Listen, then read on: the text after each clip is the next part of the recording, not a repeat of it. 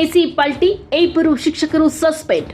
Tata AC ಪಲ್ಟಿ ಹೊಡೆಸಿ 15 ಮಕ್ಕಳಿಗೆ ಗಾಯವಾಗಿದ್ದ ಪ್ರಕರಣಕ್ಕೆ ಮುಖ್ಯ ಶಿಕ್ಷಕ ಹಾಗೂ ಸಹ ಶಿಕ್ಷಕನನ್ನ ಕೊರಟಗೆರೆ ಕ್ಷೇತ್ರದ ಶಿಕ್ಷಣಾಧಿಕಾರಿ ನಟರಾಜು ಅವರು ಸಸ್ಪೆಂಡ್ ಮಾಡಿ ಆದೇಶ ಹೊರಡಿಸಿದ್ದಾರೆ.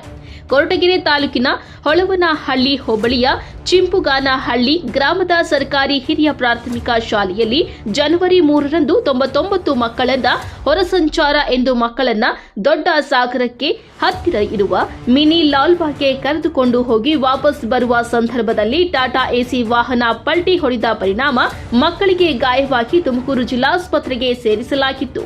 ಸುಮಾರು 15 ಮಕ್ಕಳಿಗೆ ಗಾಯಗಳಾಗಿ ಆಸ್ಪತ್ರೆ ಸೇರಿಸಿದ್ದಾರೆ.